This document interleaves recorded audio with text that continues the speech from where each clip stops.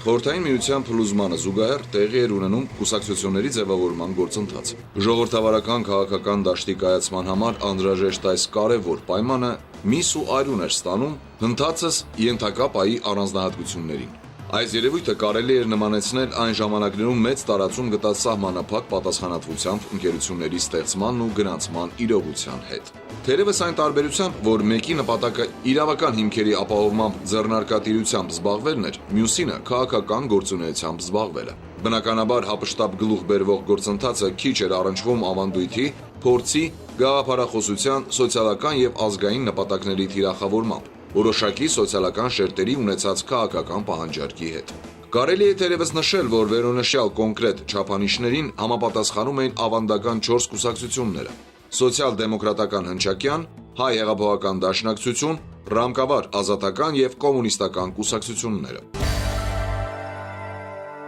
Այսօրվա փաստական իրավիճակից դատելով պետք է եզրակացնել, որ 2 տասնամյակ անց շարունակվող քաղաքական դաշտի հեղեղուկ վիճակը մեծապես պայմանավորված է հենց վերոնշյալ հանգամանքներով։ Անդրադառնալով ավանդական կուսակցություններից յուրաքանչյուրի ճակատագրին, նրանց ներկայիս կենսունակությունը կարելի է հավանաբար բացատրել գաղափարների կենսունակությամբ եւ ծրագրերի ու նպատակների պահանջարկով։ Նպատակներն ու ծրագրերն իրենց հերթին պայմանավորում են քաղաքական ուժերի բնույթը եւ գործելակերպը։ Ցանկանում ենք անդրադառնալ բնույթ ու գործելակերպ բնորոշող կուսակցական գործունեության այնպիսի մի դրսևորման, որպիսին են հաշվետու ժողովները։ Հռչակելով իրենց ժողովրդավար ուժեր, մեր կուսակցությունները սովորություն ունեն նշյալ ժողովները անցկացնել այսպես կոչված լիարժեք հրապարակայնության պայմաններում, հյուրերի ու լրատվամիջոցների ներկայությամբ։ Եվ ինչի ենք իրականում ականատես լինում այդ ժողովներում։ Լսում ենք առաջնորդի քաղաքական զեկույցը, որը հաճախ հաշվետվություն չի հիշեցնում, ոչ քաղաքական, ոչ կազմակերպական, ոչ նյութական եւ ոչ էլ այլ առումներով։ Այնուհետև սովորաբար ողջունի խոսք է տրվում հյուր քաղաքական ուժերին, որից հետո տեղի է ունենում նոր ղեկավար մարմինների ընտրություն, նախապես կազմված ցուցակներով եւ որպես կանոն միաձայն ելքով։ Որոշ պարագաներում այս ժողովները նաեւ ինչ-ինչ հայտարարություններ կամ այլ փաստաթղթեր են ընդունում, որոնց նախագծերը ներկայացվում են պատրաստի ձևով եւ չեն դառնում դրանք ընդունող ժողովների քննարկման առարկա։ Բացառվում է սակայն, որ որևէ նման ժողովում ականատես լինես նախորդող ժամանակահատվածում քաղաքական ուժի եւ այն ղեկավարած մարմինների գործունեության անկաշկանդ քննարկման, ծանոթանաս ֆինանսական հաշվետվության հետ, լսես քաղաքական ծրագրերի, այլ ուժերի հետ հարաբերվելու, ընտրությունների նախապատրաստման մարտավարության եւ հետապնդած նպատակների մասին։ Այսինքն ստացվում է, որ կազմակերպվող այսպես կոչված բաց ժողովներն ավելի շուտ շոու են, թատերական ներկայացում բեմադրված հանդիսականի համար, իսկ գլխավոր հարցերը լուծվում են մեկ այլ տեղ՝ փակ դռների ետևում, ըստ ամենայնի մարդկանց փոքր խմբերի շրջանակում։ Միանգամայն հակառակ գործելակերպ ունեցող ուժերի թվում այս պահին հնարավոր եղավ մտաբերել միայն դաշնակցությանը, թեև գուցե ուրիշներն էլ կան։ Արդեն 20 տարի այս կուսակցության գրեթե յուրաքանչյուր հաշվետու ժողովին կարծում ենք ոչ պատահականորեն նախորդում ու հաջորդում են խոսակցություններն ու հրապարակումներն այն մասին, որ դաշնակցությունը դարձյալ փակ ժողով է կազմակերպում, իսկ փակ ասել է թե գաղտնի, իսկ գաղտնի կնշանակի ինչ-ինչ մութ նպատակներով։ Իհարկե, վերևում ներկայացված բաց ժողովների եւ դաշնակցության գործելավոճի մեջ կարծես թե ոչ մի տարբերություն չկա։ Ստացվում է, որ երկու դեպքերում էլ կարևոր որոշումները կայացվում են փակ դռների ետևում։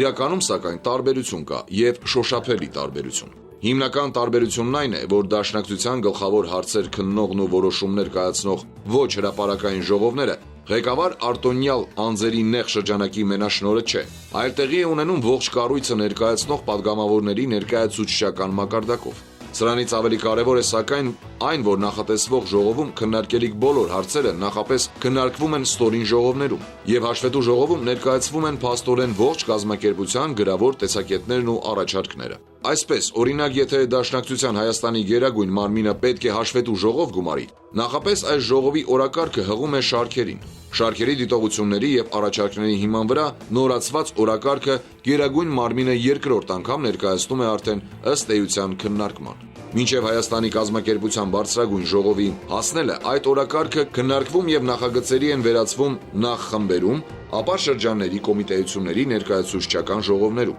այնուհետև մարզային ժողովներում եւ նոր միայն հասնում են գերագույն ժողով։ Ապահովում է առանց բացառության Հայաստանի բոլոր դաշնակցականների մասնակցությունը Հայաստանի իրենց կազմակերպության բոլոր անելիքների քննարկմանը։ Անցնելով որոշումների կայացման ժողովրդավար բնույթի վրայով ու անդրադառնալով փակ եւ գաղտնի որոշումների հարցին, պարզ համեմատության մեջ տեսնենք, թե որ դեպքում է բնորոշումը համապատասխանում իրականությանը։ Հաշված անձանցով, չգիտես երբ եւ որտեղ իրականացվող քննարկումների պարագայում, թե այն դեպքում, երբ ամիսներ շարունակ Հայաստանի 7000 դաշնակցականները անց են կացնում հստակ օրակարգերով ժողովներ ու առաջարկություններ են ներկայացնում։ Իսկ երբ այդ առաջարկությունների հիման վրա կայացվում են վերջնական որոշումներ, այդ բանաձևերը այս անգամ վերևից իջնում են ներքև, որպեսզի ընթերցվեն համապատասխան ժողովներում եւ դրանց ծանոթանան առանց բացառության բոլոր կուսակցականները։ Իդեպ կուսակցության բարձրագույն ընդհանուր ժողովի պարագայում պարտադիր է, որ այդ որոշումներին հասու դառնան աշխարհասփյուռ համաշխարհային կառույցի բոլոր անդամները։ Նման պարագայում եւ մանավանդ մեր ժամանակներում կարելի է արդյոք մտածել, թե դաշնակցության ժողովները փակ են, իսկ որոշումները գաղտնի։ Կարող է հարց ծագել, թե եթե այդպես է, ապա ինչու այս կուսակցությունն էլ իր ժողովները չի կազմակերպում բաց ձևով, ինչպես մյուսները։ Պատասխանը կարծում ենք պարզ է, նույն այն պատճառով, որ դրանք չվերածվեն ժողովրդի եւ կուսակցության պարզ անդամների համար նախատեսված շոուների, իսկ գործերի ու որոշումների իրական տնօրինողը մնա մենաշնորհյալների մի խմբակ։ Անդրադառնալով անկախ Հայաստանի ներքաղաքական կյանքի 20-ամյա համայնապատկերին, տեսնում ենք, որ շատ կուսակցություններ այս ընթացքում պառակտվել են մասերի, քայքայվել եւ կամ այնքան են այլակերպվել ու հեռացել նախնական կերպարից ու որդեգրած գաղափարներից, որ թերևս միայն անվամբ են մնացել նախկինը։ Կարելի է օրինակ ուսումնասիրել, թե կուսակցություններից յուրաքանչյուրը ազգային կենսական խնդիրների վերաբերյալ ինչ տեսակետներ էր արտահայտում 20 տարի առաջ, 10 տարի առաջ եւ ինչ է ասում այսօր։ Այլակերպվելու եւ սեփական ինքնությունից հեռանալու փաստերը կարծում ենք կլինեն ակնհայտ եւ ոչ սակավ։ Մենք ներկա դեպքում անդրադառնում ենք տվյալ խնդիրներին ոչ թե ներկուսակցական հարցեր պարզաբանելու նեղ մտադրությամբ, այլ այն մտահոգությամբ, որ եթե ժողովրդավար պետական համակարգը ձևավորվում է ամուր կուսակցական համակարգի խարսխի վրա, ապա մեր կուսակցական համակարգը պերճախոս վկայություն է պետական համակարգի պատկերի եւ հակառակը։ Իսկ մեր քաղաքական կյանքին հատուկ շատ արատներ, սկսած ընտրական գործընթացներից կարելի է բացատրել հենց կուսակցական համակարգերում առկա բացերով, նրանց բնույթով, ներքին փոխհարաբերություններով, իրական նպատակներով եւ դրանց հասնելու գործելավոճով։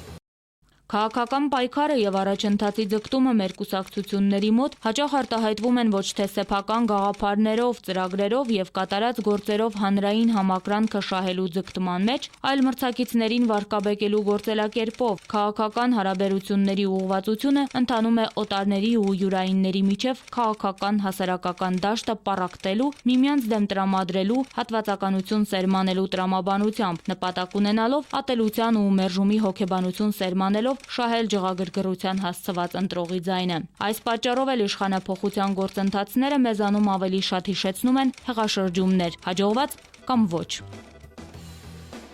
Ասվածի մեկ դրսևորումն էլ խեղաթյուրված պատկերացում ստեղծելն է ներկուսակցական եւ արտակուսակցական ժողովրդավարության վերաբերյալ։ Երբեմն ընդդիմության գործելակերպում ավելի ցայտուն ձևով է արտահայտվում անհանդուրժողականությունը, քան իշխանության։ Երբեմն մենիշխանական ղեկավարման երևույթը ավելի ակնառու է դառնում հենց ներկուսակցական հարաբերություններում, քան անգամ իշխանության մեջ։ Պետության ամուր եւ կենսունակ լինելը պայմանավորված է առողջ եւ կենսունակ կուսակցական քաղաքական համակարգերի գոյությամբ։ Հայաստանը կարող է ունենալ մի քանի ուժեղ, չվարկաբեկված գաղափարական, ծրագրային եւ կադրային ներուժով օժտված կուսակցություններ։ Վերջիններից առողջ եւ օրինական մրցակցությունը կապահովի երկրի ժողովրդավար բնույթը, ժողովրդի հավատն ու երկրի զարգացմանը մասնակցելու կամքը։ Կուսակցական քաղաքական պատեհապաշտությունը, ամբողջաբարությունը, կեղծ ժողովրդավարությունը, գաղափարազրկությունը, այլամերժությունն ու ինքնահավանությունը այն արատներն են, որոնց գոյությունը խոչընդոտում է երկրի դինամիկ ու հետևողական զարգացմանը։